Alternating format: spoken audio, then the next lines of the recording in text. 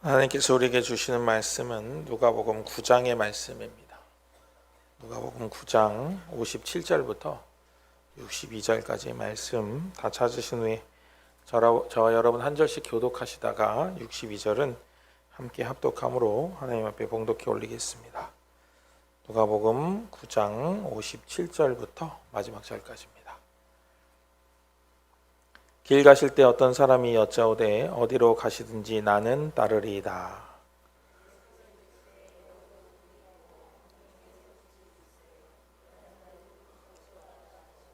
또 다른 사람에게 나를 따르라 하시니 그가 이르되 나로 먼저 가서 내 아버지의 장사하게 허락하옵소서.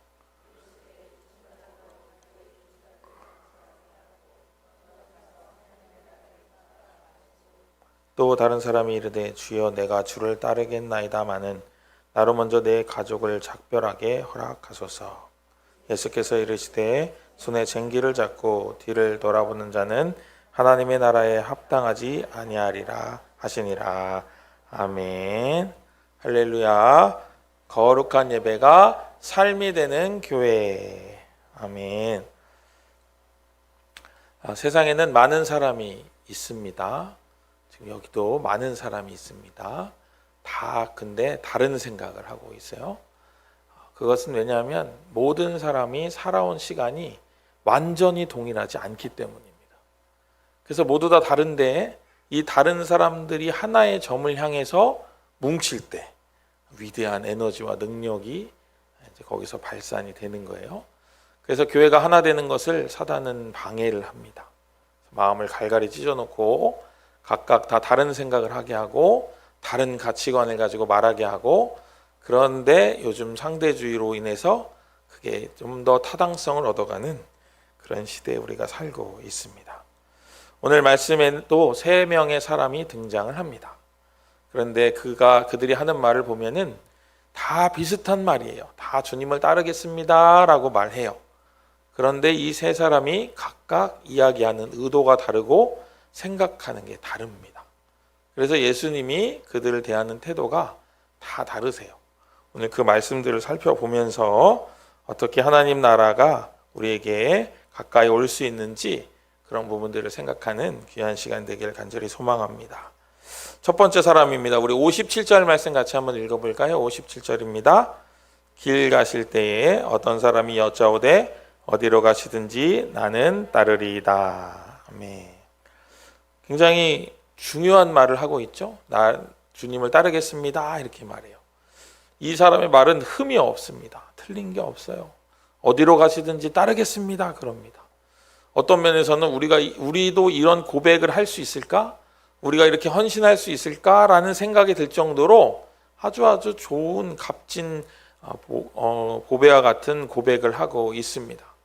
그런데 이 사람은 좀 생각이 달랐어요.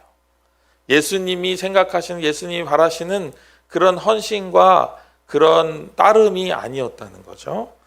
그래서 예수님께서는 이 사람의 말에 이렇게 대답하십니다. 여우도 굴이 있고 공중에 새도 집이 있으되 인자는 머리 둘 곳이 없다 이렇게 말씀하세요. 여러분 이 말씀 2구절만 딱 놓고 보면 이해가 안 되죠? 아니 예수님 따른다고 하는데 왜 갑자기 머리 둘 곳 없다고 하시지? 그리고 다음 사람으로 넘어가잖아요. 근데 이 사람에게는 다른 점이 있었어요. 뭐냐면 이 사람이 주님을 바라보는 그 메시아는 영적인 구원을 이루시는 메시아가 아니고 정치적인 구원을 이루는 메시아였던 거예요. 그래가지고 이 예수님이 왕이 된다고 믿고 예수님이 왕이 되는 것을 나는 따라가겠습니다 그러는 거예요. 그러면서 예수님이 왕이 되면은 나도 한 자리 하겠지 이런 생각을 가지고 지금 예수님에게 접근하는 거예요. 그러니까 그 마음을 아시는 예수님께서 뭐라고 해요? 나는 너가 생각하는 그런 게 하나도 없다. 머리 둘 것도 없다. 너가 생각하는 물질적인 소유는 나에게 없다. 이렇게 말씀을 하고 계신 것입니다. 예수님을 따르겠다는 헌신을 다짐하는 사람에게 예수님은 그가 생각하는 위대한 왕이 내가 아니다라고 말씀해 주시는 거예요. 같은 장에는 오병이어의 기적을 한번 떠올려 볼까요? 오병이어 기적. 물고기 2마리랑 보리떡 5개로 장정 5,000명 먹이고 12광줄이 남았습니다. 여러분 말이 안 되죠? 일단 기본적으로 먹은 건 그렇다 치더라도 12광줄이 남았다는데 일단 물고기 2마리랑 보리떡 5개가 12광줄이는 안 되잖아요. 뭔가 엄청난 일이 일어났다는 거죠. 전대미문의 기적 사건이 일어났다는 것입니다. 거기는 수많은 사람들은 아마 우리가 기다리던 메시아가 이 사람이야 라고 생각을 했을 거예요. 그리고 이분이 왕이 되면은 우리는 이제 일 안 하고 살아도 돼. 왜냐하면 이분이 맨날 음식 만들어줄 거 아니야. 먹을 거 걱정하지 않아도 돼. 마실 거 걱정하지 않아도 돼. 라고 생각하고 있었을 것 같습니다. 그래서 예수님은 오병이어 기적이 끝난 다음에 어떻게 하시죠? 무리를 이리저리 흩으십니다. 다 집에 가라고 그래요. 다 집에 가라. 그리고 제자들을 배에 태워가지고 호숫가로 내보내십니다. 그리고 당신은 어떻게 하시죠? 기도하러 산에 올라가십니다. 예수님이 바라던 것은 이들이 꿈꾸는 하나님 나라가 물질적인 것이 아니라는 것을 알기 원하셨던 거예요. 그런데 왜 그럼 이런 기적 사건을 만들어 주셨냐 하면은 예수님이 이들이 말씀을 열심히 듣는데 그렇게 배고프고 힘들어하는 것이 창자를 끊어내는 것 같은 고통이었기 때문이에요. 주님께서 애통하는 마음으로 이들을 먹이신 거예요. 그 굶주림에서부터 벗어나도록 하신 거지 하나님 나라가 이렇게 먹고 마시는 것에 있다를 가르쳐주고 싶으셨던 게 아닙니다. 이 오병이어 사건 후에 예수님은 물질적인 풍요를 꿈꾸는 무리들과 제자들을 가르치시는 거예요. 그래서 제자들이 호숫가로 갔다가 풍랑을 만나기도 하고 이제 그런 일들이 일어나죠. 그래서 첫 번째 사람에게 예수님께서는 인자는 머리 들 곳도 없다 이렇게 말씀하시는 거예요. 이 장면을 통해서 우리는 하나님 나라가 먹고 마시는 데 있지 않다라는 것을 깨달아야 됩니다. 우리 현대인들이 기도하는 기도의 많은 기도 제목이 이 먹고 마시는 거에 있어요. 먹고 마시는 거. 진짜로 먹고 마시는 게 아니고 그런 물질적인 풍요를 구하는 데 있다는 거예요. 그러나 하나님께서는 그것이 우리에게 합당한 구함이 아니라는 것을 오늘 말씀을 통해서 알려주시는 겁니다. 두 번째 사람을 살펴볼까요? 59절 같이 읽어보겠습니다. 59절 같이 읽겠습니다. 또 다른 사람에게 나를 따르라 하시니 그가 이르되 나로 먼저 가서 내 아버지를 장사하게 허락하옵소서. 아멘. 두 번째 사람한테는 좀 다른 모습을 보여주시죠, 예수님이. 그전에는 어떤 사람이 먼저 주님 따르겠습니다라고 말했는데 두 번째 사람에게는 뭐라고 하시냐면 예수님이 먼저 나를 따르라 이렇게 말씀하세요. 좀 다른 변화가 있어요. 그렇죠? 그러면서 나를 따르라 하시니까 그 사람이 뭐라고 해요? 내 아버지를 장사하게 허락하옵소서 이렇게 얘기해요. 얼핏 이 장면을 잘못 보면은 예수님께서 아니 피도 눈물도 없나 봐. 아버지 장사한다는데 못 가게 하네? 이렇게 생각할 수도 있습니다. 그런 게 아니에요. 예수님이 이 사람에게 하시고 싶은 말씀은 다른 데에 초점이 있는 거예요. 이 사람은 예수님을 진정으로 따르고 싶다라는 마음은 있었지만 헌신하는 마음이 없었어요. 그래서 너가 나를 따르려면 헌신해야 된다라고 말씀해 주시는 거예요. 그래서 나를 따르라 이렇게 하시는 거예요. 여기서 이 사람이 가장 좋은 태도로 나아간다면 예하고 그냥 따라 나섰으면 제자가 됐을지도 모르겠습니다. 그런데 이 사람은 아버지를 장사하게 허락해 주세요 이렇게 얘기해요. 이 사람의 말은 지금도 많은 사람들이 쓰고 있는 말이에요. 예수님 믿으세요. 그럼 뭐라 그러죠? 다음에요. 때가 되면요. 뭐가 있으면요. 이렇게 얘기해요. 때를 미루는 거죠. 사탄이 좋아하는 말이라는 거예요. 이게. 다음에요. 사탄이 교회를 시험 들게 할 때 그런데요. 기도하라고 그런데요. 근데 뭐라고 해요? 다음에 기도하죠. 이렇게 한다는 거예요. 그래서 기도 모임 가면은 아무도 없는 거예요. 왜 없을까요? 다음에 모이기로 했기 때문이죠. 사탄이 기도하는 걸 방해하는 아주 높은 전략을 가지고 있어요. 기도하라고, 기도해라. 근데 오늘 말고 내일 해라. 이러는 거예요. 하라고 하니까 또 진짜 하는 줄 알고 내일 해야지 하지만 내일이 있어요, 없어요? 내일이 없는 거죠. 그래서 부모를 공경하는 것은 십계명에도 정한 것이고 모든 인류 사람이라면 부모를 공경해야지라고 다 인정하는 보편적이고 타당한 도리라는 거예요. 이 사람이 이 부분을 얘기하고 있어요. 그래서 굉장히 타당해 보이지만 예수님께서는 뭐라고 하시나? 60절 한번 읽어볼까요? 60절입니다. 이르시되 죽은 자들로 자기의 죽은 자들을 장사하게 하고 너는 가서 하나님의 나라를 전파하라 하시고. 아멘. 무슨 말이죠 이게 갑자기? 예수님이 아버지를 장사하러 가겠습니다, 갔다 오겠습니다 하는 사람에게 죽은 자들로 자기의 죽은 자들을 장사하게 하고 너는 가서 하나님의 나라를 전파하라 그래요. 무슨 말이에요? 영혼이 죽은 자들이란 말이에요. 여기 죽은 자는 영혼이 죽은 자들, 심령이 죽은 자들, 육신의 것만을 생각하여 심령이 죽은 자들은 그 죽은 자들이 알아서 서로 장사를 지내게 하고 너는 가서 하나님 나라를 전파하라 하는 거예요. 예수님께서는 이 사람에게 이렇게 말씀하시니, 그래, 네가 말한 인간에게 꼭 필요한 도리 좋지.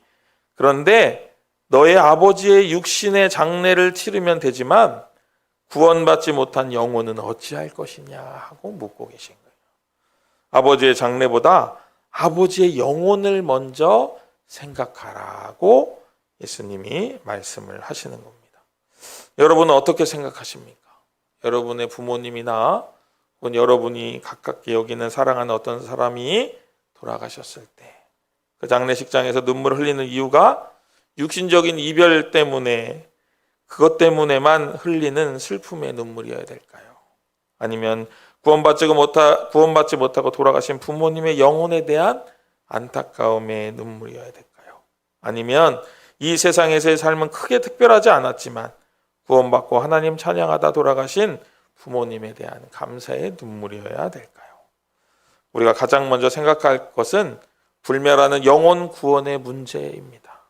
이 세상에서의 삶이 끝이 아니라는 것을 우리는 모두 다 알고 있어요. 이 땅에서의 삶이 끝나면 우리가 어디로 갈지 우리는 확신이 있습니다.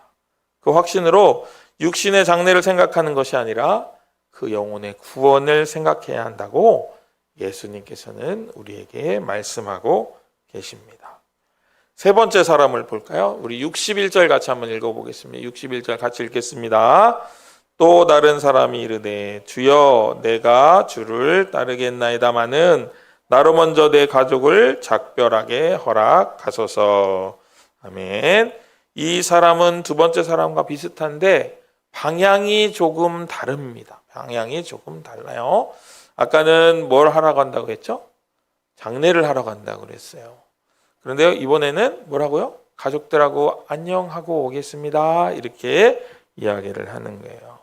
두 번째 사람이 육신의 일, 곧 인간의 도리를 생각했다면 세 번째 사람은 이생의 자랑과 연락을 생각하는 거예요.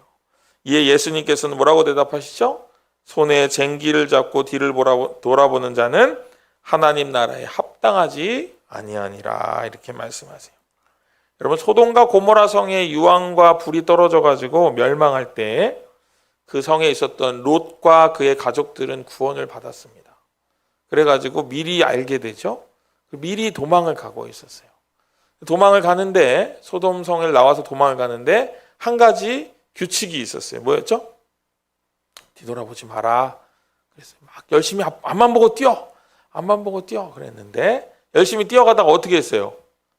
롯의 아내가 갑자기 무슨 생각을 했는지는 몰라요. 성경에 안 나오니까. 무슨 생각을 했어요. 그렇죠? 뭐 집에 가스불을 안 잠그고 왔는지 모르겠지만 뒤를 싹 돌아보니까 어떻게 됐죠? 소금 기둥이 되어버렸다는 거예요. 그렇죠? 그 이야기가 오늘 이 세 번째 사람하고 연결이 되는 것 같습니다. 세 번째 사람이 가족과 작별하는 것은 롯의 아내가 뒤를 돌아보는 것과 같은 거예요. 세상의 자랑과 세상에서 즐기던 재미를 돌아보는 거예요. 그리고 그거를 안녕하고 주님께 가겠습니다 했지만 그것들에게 안녕을 구하러 가는 순간 어떻게 돼요? 붙잡히는 거예요. 그 세상의 자랑을 얻기 위해 자신이 투자했던 수많은 시간과 노력과 그런 것들이 갑자기 아까워집니다. 그리고 이걸 내가 포기할 수 있을까 생각이 되고 나의 발목을 덥석 잡아서 놓아주질 않는 거예요. 분명히 안녕하러 간다고 했던 사람이 돌아오지 않을 수 있다는 거죠. 예수님은 그것을 아신 거예요. 그래서 뒤돌아보면은 끝난다 이렇게 얘기를 하신 거고, 뒤돌아보는 것이 결국 돌아오지 못하는 일이 될 거다라고 예수님이 말씀을 하시는 거예요. 여러분, 예수님께 부름받은 시몬과 안드레를 한번 떠올려 보십시오. 그들을 부르시는 예수님에게 그들이 어떻게 했을까요? 딱 한 구절로 되어 있어요. 뭐라고 되어 있냐면 그 그물을 버려두고 따르니라. 그 자리에서 즉시로 따르는 모습을 볼 수가 있습니다. 즉시 따랐기 때문에 예수님의 제자의 반열에 오를 수 있는 거예요. 여기서 우리는 순종이라는 말을 떠올릴 수 있습니다. 순종. 여러분, 순종하면 어떤 이미지가 있으세요? 여러 가지 이미지가 있으시겠지만은 오늘부터 순종하면 딱 두 가지만 생각하시면 돼요. 즉시로 기쁘게. 이게 순종이에요. 망설이면은 순종이 안 됩니다. 여기서 저 포인트가 있는 거는 즉시로예요. 기쁘지 않아도 상관없어요. 기쁘지 않아도 돼요. 근데 즉시로 안 하면은 순종이 되기가 어려워져요. 제 이야기를 드려서 죄송합니다만 제가 어느 날 새벽에 기도를 하는데, 우리 교회가 아니에요. 여러분 착각하시면 안 돼요. 새벽에 기도를 하는데 사찰 집사님에게 15만 원 줘라 이런 마음이 왔어요. 갑자기. 너무나도 분명하게. 거부할 수 없는, 이건 분명히 하나님의 음성이었어요. 금액도 너무 분명해. 15만 원. 그래가지고 제가 네, 순종하겠습니다, 주님. 그러면서 15만 원을 줘야지 하는데 제가 줬다는 거를 모르게 주고 싶은 마음이 있었어요. 그래가지고 어떻게 하면 모르게 줄 수 있을까를 고민하면서 한 이틀 지나갔어요. 그러고 나서 이제 새벽에 또 기도를 하는데 기도가 안 되는 거예요. 기도 줄이 막힌 거예요. 기도가 답답해. 뭔가 진전이 없어요. 그래서 주님, 제가 뭘 잘못했을까요? 주님께 뭐가 죄를 지었을까요? 그랬더니 그 15만 원이 생각난 거예요. 핸드폰을 꺼내가지고 그 자리에서 15만 원을 입금하고 핸드폰을 딱 닫았더니 다시 기도가 잘 되기 시작했어요. 아침이 돼가지고 출근 시간이 이제 한 40분 남았는데 핸드폰에 문자가 옵니다. 우리 사찰 집사님이 문자가 온 거예요. 딱 보니까 목사님, 저 오늘 출근 좀 늦어요. 30분만 늦게 갈게요. 이렇게 온 거예요. 네, 그래서 그렇게 오세요 하고 이제 출근을 해서 이제 막 하고 있는데 이제 30분 있다 이제 오신 거예요. 그러면서 집사님 30분 왜 늦게 오신 거예요? 그랬더니 며칠 전에 그 출퇴근할 때 쓰는 자전거가 있는데 자전거를 안 타고 오면 좀 거리가 있어가지고 좀 많이 걸어야 되니까 자전거를 타면 5분 만에 올 수 있는 거를 걸어오면 15분, 20분 걸리는 거예요. 그래서 자전거를 타고 다녔는데 며칠 전에 자전거를 잊어버렸다는 거예요. 자전거를 사야지 했는데 조금 상황이 안 돼서 망설이고 있는데 오늘 새벽에 누가 갑자기 15만 원을 붙였더라고요. 그래서 그걸로 자전거를 사서 타고 왔어요. 이렇게 얘기하는 거예요. 제가 하나님의 그 주신 감동을 받아가지고 15만 원 그날 입금했으면 이분이 이틀을 안 걸어도 되는데 이틀을 걸은 거죠. 그러니까 순종이 안 된 거예요. 그때 알았어요. 즉시가 중요하구나. 타이밍을 놓칠 수 있구나. 이거는 지연돼도 괜찮은 타이밍이에요. 어떻게 보면. 그런데 좀 다른 예민한 타이밍 같은 경우는 놓치면 어떻게 돼요? 잃어버리게 되잖아요. 또 어느 날 편의점에 갔어요. 편의점에 갔는데 갑자기 그날 그 10,000원짜리를 바꿔가지고 이제 버스를 타야 돼요. 광역버스라고 있어요. 다른 지역으로 가는 버스. 이걸 타려면 이제 10,000원짜리를 내면 아저씨가 싫어해요. 왜냐하면 500원짜리밖에 못 거슬러 주니까 10,000원짜리 내면 500원 계속 눌러야 돼요. 500원 10번 누르는 게 귀찮아해서 그걸 제가 알기 때문에 이제 1,000원짜리로 내려고 이제 딱 해서 이제 초코바를 하나 사고 10,000원을 딱 내는데 내는 순간 또 주님이 갑자기 마음에 말씀하시는 거예요. 네 앞에 있는 여자 점원을 전도해라, 이런 마음이 오는 거예요. 했을까요? 못했을까요? 도망갔죠. 그때는 되게 20대 초반이어가지고 그런 걸 잘 못할 때예요. 지금 같으면 어떻게 했을 텐데. 그래가지고 도망갔어. 그냥 거스름돈 챙겨가지고 도망갔어. 근데 그게 하루 종일 마음에 부딪히는 거예요. 그래서 제가 어떻게 했을까요? 내일 가서 전도해야지. 내일 가서 내가 확 코를 깨가지고 그냥 교회 갖다 놔버려야지. 내가 그 마음을 먹고 딱 갔어요. 없는 거예요.